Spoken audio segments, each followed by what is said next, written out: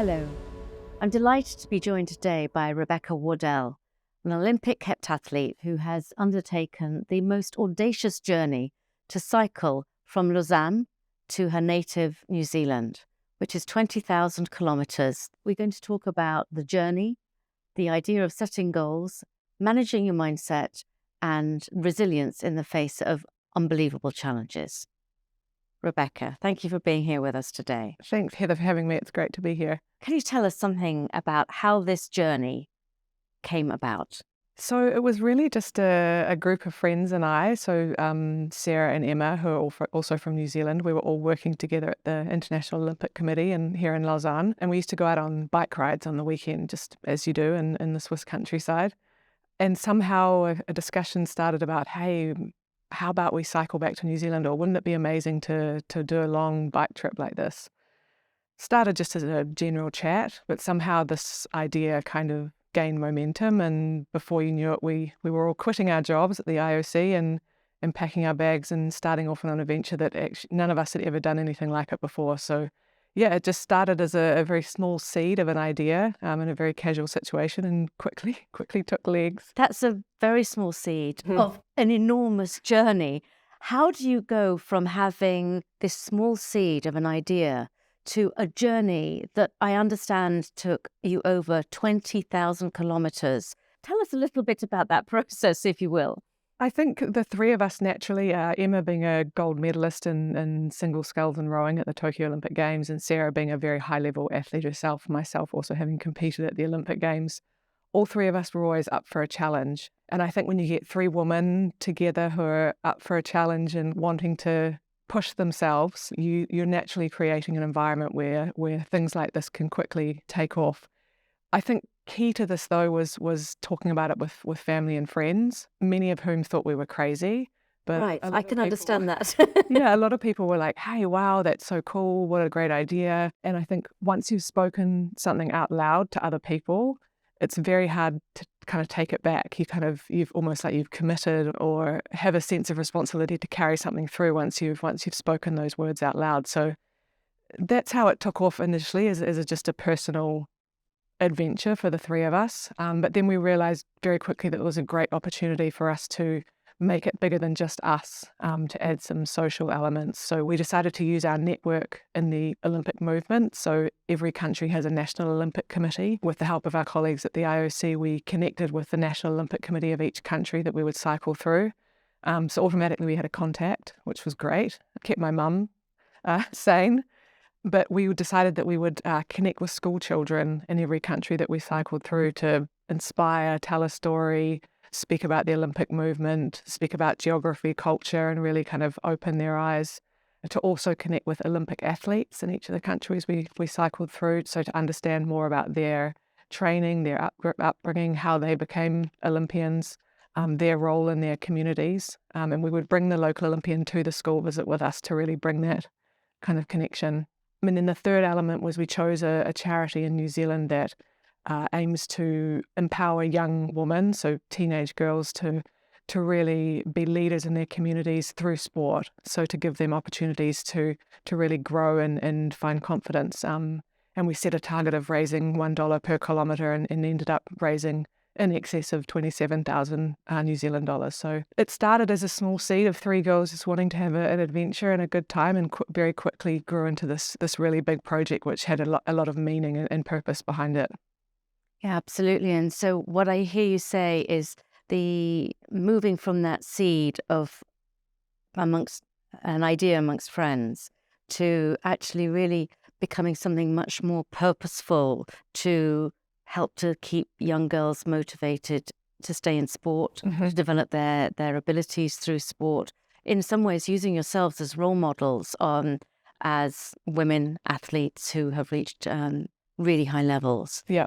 And growing from that small seed of an idea between you three, what I'm hearing is that you use the power of conversation and networks within your community and within the International Olympic Committee world to actually federate this idea and grow it to a purpose that was much more than the three of you on a cycle ride. Yeah. Yes. Exactly. Okay, and tell us something about some of the challenges that you encountered along the way. So it's funny, when I look back now, it's easy to gloss over the challenges because you kind of just see the journey and people see the nice images and things like this. But there were some really, really dark moments.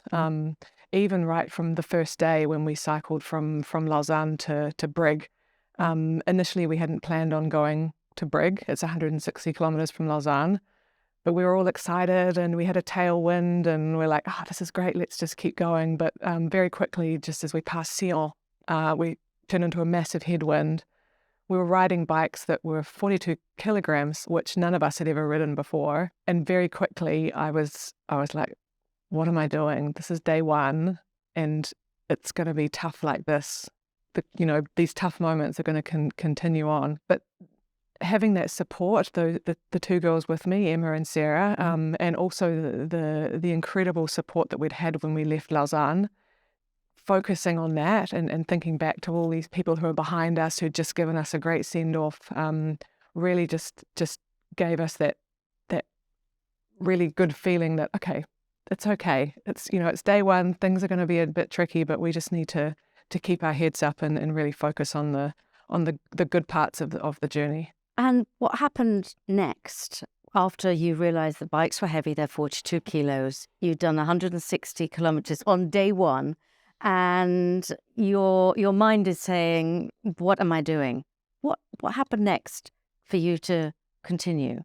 I mean, for me, a lot of it was about, I had to kind of focus on the positives of the journey. I had to focus on the school kids that we were going to be meeting, the money that we were raising for the charity, for the Olympic athletes that we were going to visit. And I really wanted, especially for the schools in New Zealand where I had a real connection, was to be able to go into those situations and really tell a story of resilience, of perseverance, of, things got tough, but we survived and made it through to the end. And I focused a lot on that in those tough moments, was like, okay, this is bad, but it will end. The mud will go away, the snow will stop, the ice will melt, the headwind will turn into a tailwind.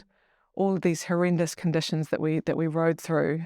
For me, it was really to focus on those moments where we could inspire others, the bigger purpose of the journey, and try to really focus on those things to get us through the tough moments and be able to stand in front of these people with a sense of pride and achievement, and really tell an incredible story. And what was important for you about inspiring those girls and those children through this story? What was the importance of that? I think for me personally, growing up, I'd been inspired by Olympic athletes, adventurers, people who'd gone out and done something that was out of their comfort zone, out of the box, something where they'd really challenged themselves and either succeeded or failed. Mm-hmm. I think in both instances, it's an incredible story, and it's about the journey, whether someone wins an Olympic gold medal or doesn't quite make the team, they still have these incredible stories. And I wanted to be able to maybe give back, is a good way of putting it, give back to the younger generation and sort of give some of these kids that we were going to visit a little glimmer of, maybe if I can do this or that, I can achieve something, or just to show them that the impossible is possible sometimes. But if you don't quite achieve the goal that you set to, you can have an incredible experience and journey along the way, and ultimately grow and become stronger as a person, I guess, is the number one takeaway. Yeah, so what you're saying really epitomizes this idea of the growth mindset that we hear talked about so much in society today. Mm-hmm. And it's a concept that, of course, is being used quite significantly in schools to encourage both teachers and children to recognize that learning isn't fixed and our talents and abilities aren't fixed when we're born, and that our achievements are the sum of those fixed abilities that we have. Yeah. And yet many people do grow up with this mindset that actually we have a a quotient of intelligence, a quotient of abilities in particular areas. And I think what you're talking about really epitomizes this idea of the growth mindset, that we can challenge ourselves to go beyond, to embrace difficulties and to grow through that experience. Yeah. And I think what was crucial for us too in these messages with the people we met along the way, the children in particular, was not to say you have to go and cycle across the world. I mean, we were very privileged to be in a position to be able to do something like that. It's that in your own world, in your own context, you can push yourself, you can learn from your mistakes, you can set goals and achieve them, or fail and still get something out of it. We were very careful to not pass on a message that you have to be doing something absolutely crazy. It's I think you can build resilience and perseverance in a vast array of different ways. Yeah, absolutely. I think that's a really important point, because, of course, not everybody is going to be crazy enough to want to cycle 20,000 kilometers across the world. Yeah. But there is this wonderful idea of setting a really audacious challenge, and then even if we feel perhaps ill-equipped or unready to be able to take it on, to find that inner strength to embrace the challenge and continue the journey. And I think for us in particular, the goal setting process was incredible and was also very applicable to anyone who was sort of following us. You know, we set the big goal. Okay, we cycle from Lausanne to New Zealand. But for me in particular, and the girls as well, to manage that mentally, it was very tough to sort of think, oh my gosh, I've got to cycle 20,000 kilometers. That's just, your brain kind of doesn't compute it. But if we thought, oh, 5 more kilometers and we get to have a coffee, Right. 30 more kilometers and it's lunchtime. 1 more week of this and we have a rest day, 4 more weeks and we're in a new country, just those very, very small chunks that are manageable in your head. Before you know it, you've done 1,000 kilometers. Before you know it, you've done 10,000, and then it kind of continues. And especially when things were really tough, when the conditions were awful, saying, okay, every 2 kilometers we're going to stop and have a Snickers bar. It just, before you know it, it had passed. And I think passing on those goal-setting messages to other people who we met was an incredible part of the journey as well. I think it's a beautiful message also for those of us in leadership roles, because often the path forward seems long and uncertain and unknown, and yet how do we make progress into the unknown? And I'm hearing you talking about plans, and then small steps along the way to be able to reach the goal of 20,000 kilometers. Yeah. So there's a sense of kind of having a plan, but also pathfinding along the way. Totally. And then flexibility, Heather, was key. I mean, it would have been very easy to sit in Lausanne and literally draw on a map where we wanted to go. But I mean, we knew that, this road might be closed, or a local person might suggest this is a better route, or this kind of stuff. We had fixed points in terms of visas that we had to, be out of a country by a certain time due to visas. But apart from that, we knew that we had to be flexible according to conditions, weather conditions, road conditions. And I think this is applicable in any project. If you're very fixed, you can get into trouble, because I was going to go down that road. Right. And now it's closed. Oh, what do I do? Whereas if you have a bit of a flexible mindset, it's like, okay, no problem. We'll just take road B, for example. So yeah, it was being able to be flexible, which for myself, I struggled a little bit with, because from my athlete days in track and field, heptathlon, things were very fixed. It's a much more structured kind of environment, high performance, down to the minuscule, what am I eating today? When am I sleeping? When am I having a massage, physio, training? Things were very, very structured. So for me, I had to let go a little bit of that in order to sort of cope, I guess, on a journey like this. So the idea of actually having to let go of a certain amount of fixed view of what would happen. And I think I'm hearing you talking about carrying that discipline with you that perhaps you built during your days as an athlete to have the discipline to be able to make those steps of progress, even when you may not have felt like it. Yeah, exactly. Especially when I was an athlete, coping with injury and and these kind of things, trying to overcome this, to realize that there were ways around injury. There were different ways that we could train. It wasn't the end of the journey, so to speak. A lot of the learnings from my kind of athlete career around resilience, perseverance, goal setting were crucial, I think, in achieving a trip like the bike ride that we did. Yeah, so let me go back a moment to going from the seed to the journey. Mm-hmm. Take us through a little bit how you went through some of the planning from idea germination to setting off on your bike. What were some of the steps that happened? What were some of the things that you feel are really important to setting yourselves up for success? Yeah, well, I mean, number one was to build a team around us to support us. Me alone, I never would have taken off on a trip like this on my own.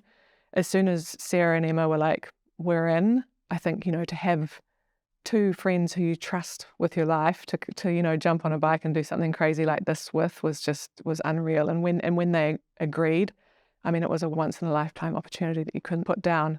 But having said that, us three needed a whole wider group of people around us. We had our colleagues at work who were setting up the meetings with the National Olympic committees. We had our friends and family who were helping us with, setting up connections, with trying to get sponsorship in terms of clothing or bikes and things. We relied very heavily on networks of cycle tourists who'd done similar trips to get advice on what do we pack, what's a good route, this kind of thing. There were lots of amazing communities online that we joined. So it was a whole army of people who were behind us on that journey, and really when the moments were tough, it was that army who was sort of pushing us along through the headwinds and that kind of thing. And it was an incredible sense to know that you had this really great support behind us.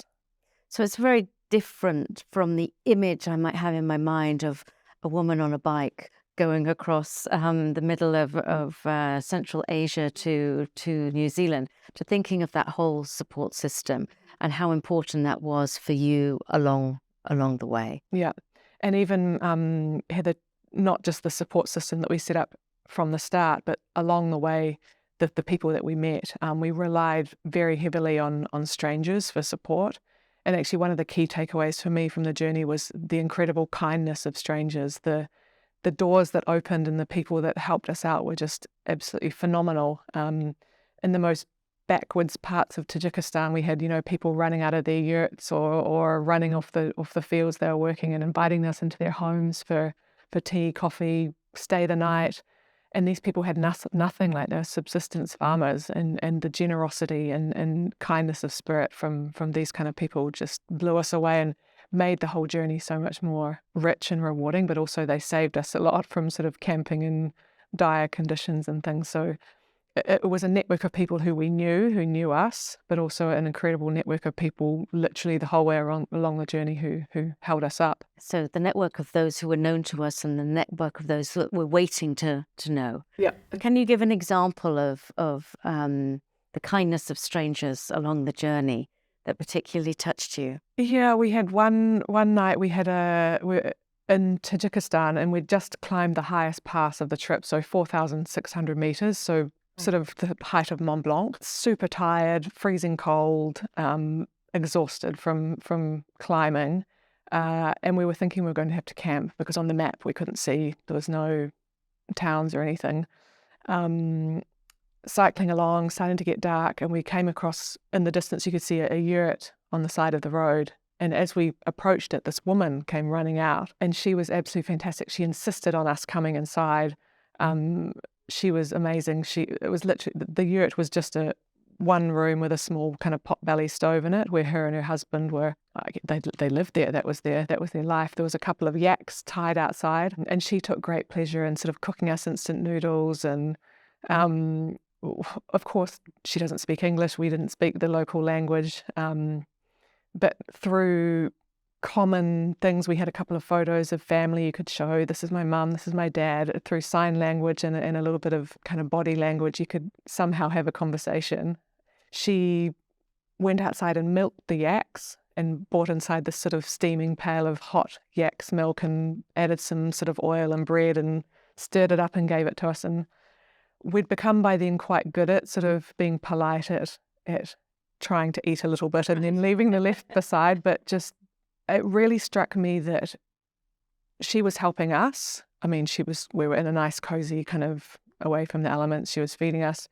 But in accepting her offer of help, we were helping her. Like, she just had, you could see the joy she was getting from being of assistance, from hosting us. And I think for me personally, that was a really strong takeaway, and something, you know, I would never, if I saw a cyclist here on my street in Lausanne, I would never run out and be like, hey, do you want to come inside and let me feed you?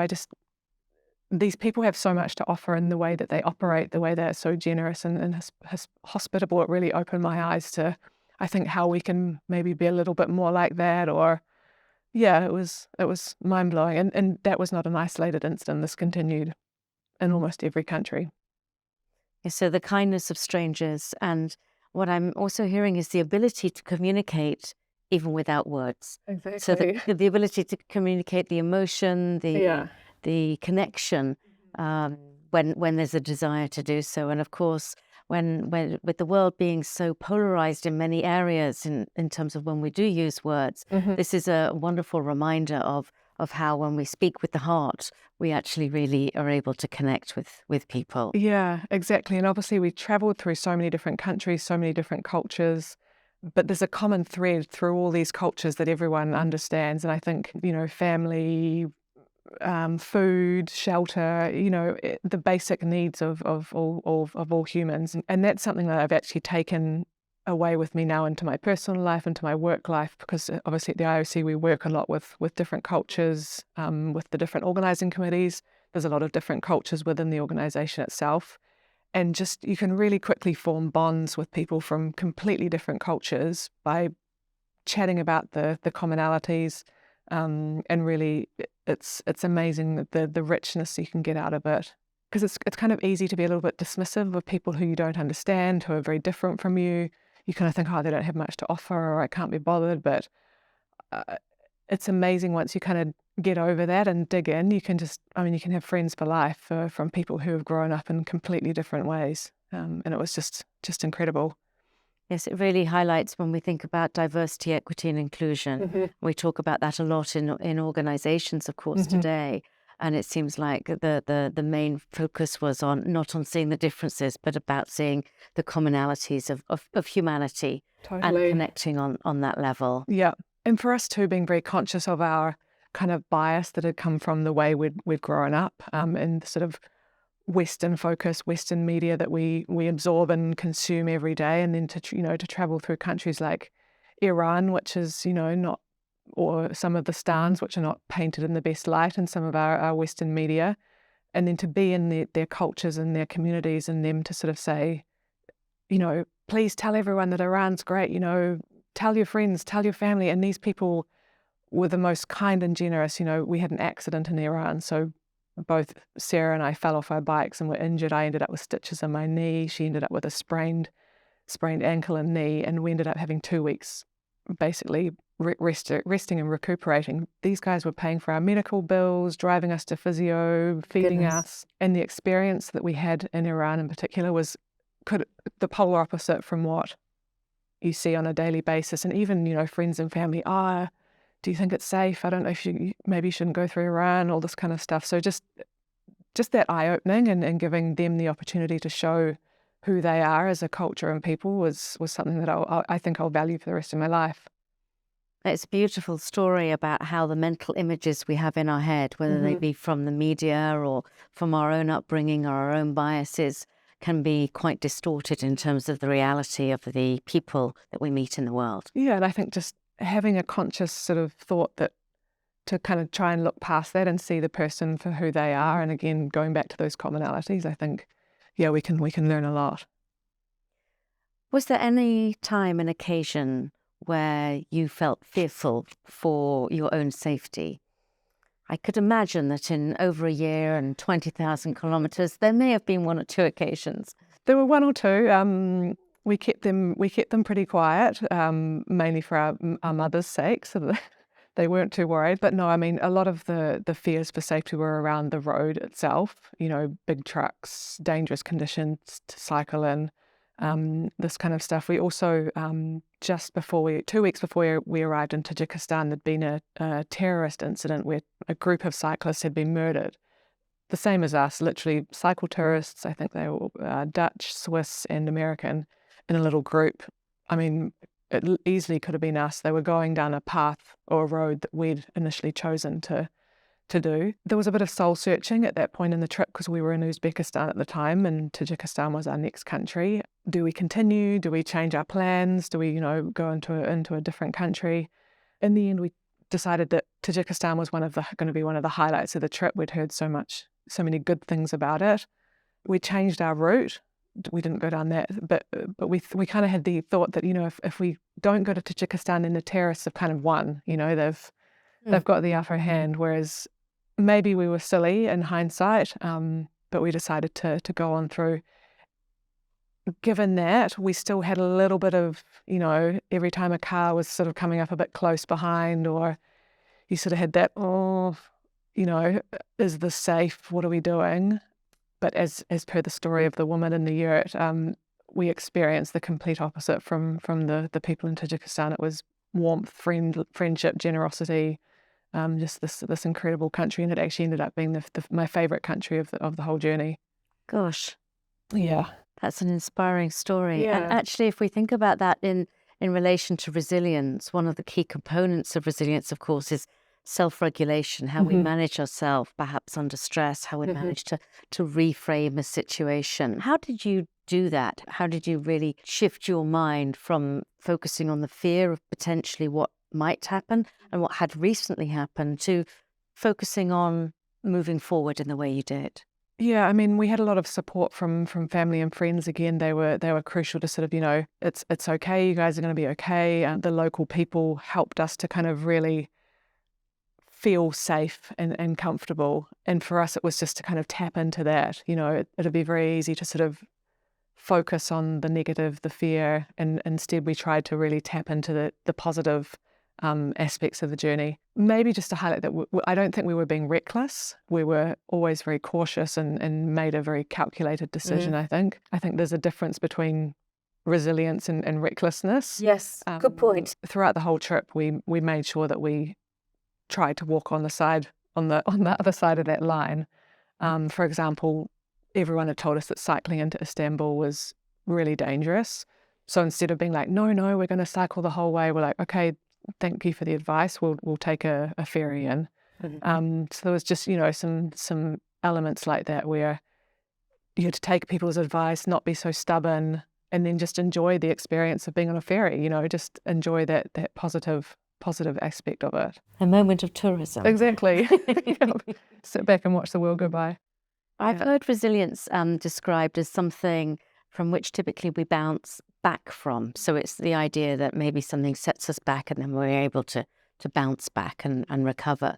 I've also heard it described as the ability to bounce forward, so to project ourselves forward from a particularly difficult situation. I think the way I like to think of it the most is the ability to bounce with the changes that are coming our way. And this is a lovely example of bouncing with some of those changes that came your way rather than resisting them too much or ignoring them. Yeah, and actually the nature of the ride itself, when the going got tough, moving forward was the way out of it. If it was snowing, if you stopped and just stood on the side of the road, well, you're just going to get soaked and freezing cold. Whereas if you keep moving, eventually it got better. You found somewhere to shelter or the snow stopped. And I think this was really hard. There were some mornings where you just didn't want to get out of bed. If you found a nice cozy place to sleep and it was snowing outside, you didn't want to jump on your bike, but you just knew that we just had to keep moving. Obviously we had the pressure of, visas and a few time restrictions like that, but the longer you just sort of stay in bed and be cozy and comforting, you eventually have to get out there. So we were just might as well rip the Band-Aid off and keep moving. And by keeping moving, it gave us the energy. It gave us the sense that we were doing something to overcome the road conditions or the weather conditions. You were sort of being active in the way you were dealing with the situation. Whereas if you just stop and do nothing, it kind of overwhelms you. Whereas I think action, at least you feel like you're doing something to address the problem. And so it sounds like a nice combination of kind of recovery and rest time, and then managing your energy, your physical, your emotional, your mental energy by taking that, getting on the bike, by moving forward. And Yeah. of course, for you, it was literally moving forward, That's one right. pedal at a time. Yeah. And perhaps for executives, there's a parallel there, almost in a metaphorical sense, that our energy can get stuck if we stop moving, and we don't keep ourselves going through situations. Yeah, exactly. How did you get through some of the rougher moments of the journey? I mean, we had some pretty tough times in Western China in particular. It's a massive desert, not a lot of towns, very difficult to find accommodation. There was literally a highway that ran through the desert. And we spent a lot of nights sleeping in drains under the highway purely because we wanted to be out of sight of the traffic. You didn't want to sort of pitch your tent next to the road. So under the road was the only place that was sort of vaguely hidden from the sight of the traffic. Howling wind, rats, you're in a drain. And this is sort of 6 months into the journey. Kind of like, what am I doing here, sleeping in a drain in China? Like, is this worth it? It'd be very easy. We'd heard a lot of other cycle tourists had sort of taken a train through that part of China or a bus or... but again, to come back to the story of the people who were supporting us, the children we were speaking to, we wanted to sort of give that message of resilience, of getting through those tough times rather than kind of taking the easy road out without, as I said before, being reckless. It's only a tent and a drain. There's no crocodiles, and you can endure this stuff, right? It's just a bit of mind over matter. Go to sleep and eventually wake up and you're out of it. It's interesting how you can kind of get used to it. By sort of after a month of that, you're kind of like, oh yeah, that drain looks nice. That one looks nicer than that one. And it's incredible how it gives you amazing perspective of appreciating now being able to go home and have a hot shower and a warm bed. And it's funny because the core of every day on the bike trip was find somewhere to sleep, find something to eat, and don't get lost. And these are 3 things that in your daily life You don't think about. you never think about it. You know where home is, you know where the supermarket is, and you've got a warm bed to go to and a hot shower. So it was really, really fascinating to have to go back to basics and just realize that you can survive without a hot shower and you can survive sleeping in a drain, and that it then makes you so much more grateful for what you do have when you have those comforts. I think what you're sharing is a beautiful example of this ability to take different perspectives. And often one of the ways in which we as humans stay stuck is we get a little fixed in the way we look at things. Yeah. And this is pretty extreme, I have to say, sleeping in a drain with the rats around you, but nevertheless a really nice example of that perspective taking. Yeah, and it's funny, we had a saying, it could be worse. And so whenever something was awful, I mean, there was one day in China again where the road just literally turned to mud. It was like kind of knee deep, and you're trying to push a 42-kilogram bike through this mud that was impossible to ride.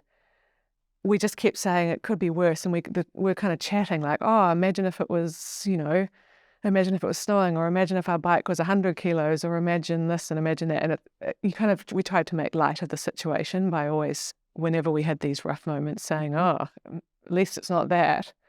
Which is funny how just that little change in mindset can really make a massive difference. I'm grateful that you share that, because a lot of the ways that we are able to manage our mindset is, of course, how we talk to ourselves and how we talk out loud. So language is really important in terms of how we manage mindset, and having that mantra, it could be worse. Absolutely. It's both a perspective, but it's also a really nice example of focusing on the positive, which of course is another key component of resilience, to be able to focus on the positive, even when the going gets tough. Definitely. And I mean, I don't want to sound like we had it all sorted. No, it doesn't sound like it. We were there was several times crying and, despair, moments of real darkness and just huge questioning about what we were doing. I remember calling a few friends being like, oh, this is terrible. And they're like, well, just stop. No one's forcing you to do this. If it's that bad, pack your bike in a box and come home. And it's funny how them saying that to me kind of made me go, oh, no, it's okay. That to me, that sounded like kind of defeat, like giving in, and was just enough to kind of snap me out of my woe is me and tears and things, and to kind of get back on track. Because in the end, no one was forcing it. The whole thing was our idea, and really, if it's your idea, you can't really complain too much about the situation that you've put yourself in.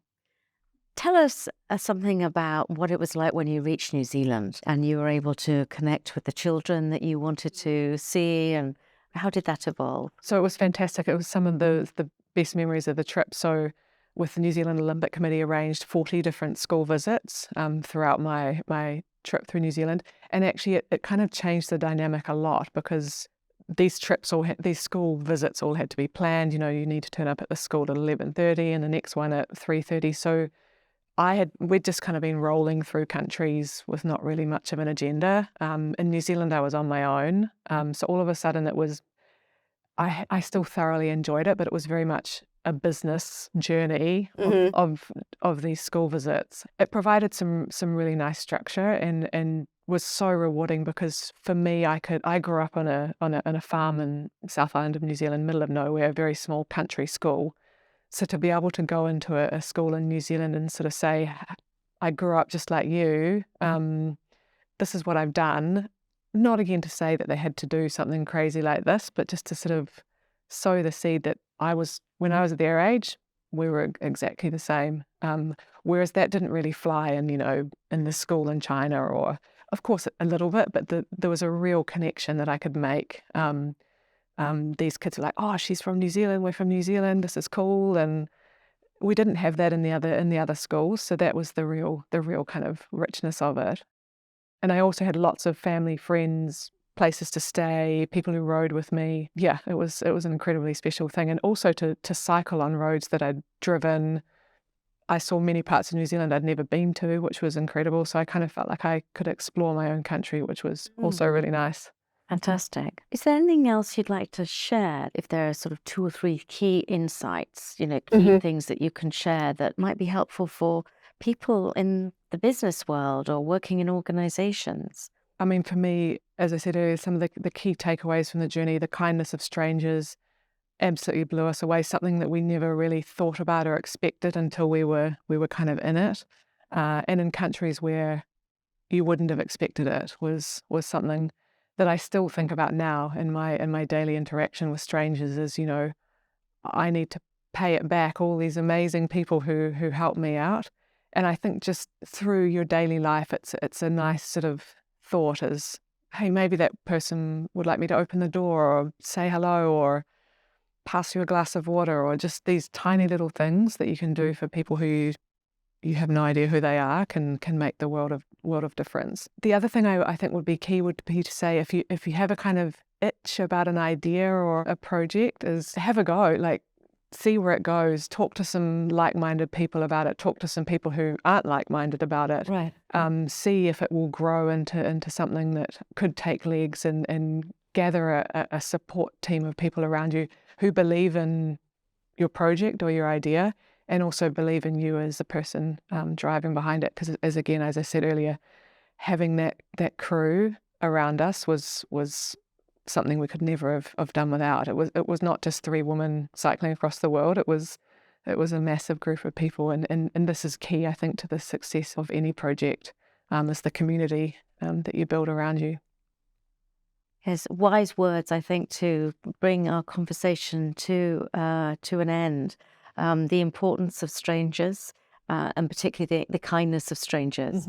And one of the things that's implicit, I think, in what you've said is the need to ask for help.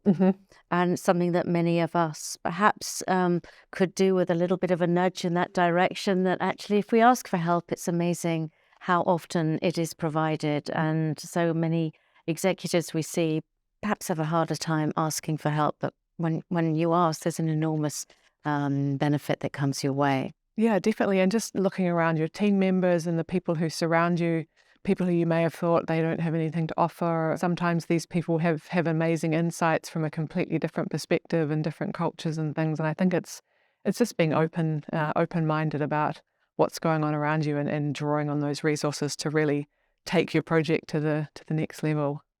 Yeah. Well, thank you for the conversation.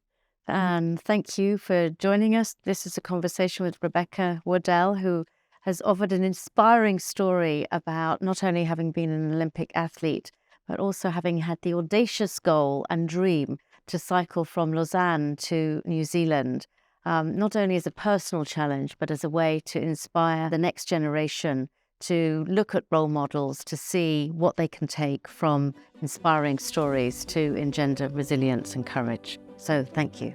Thank you, Heather.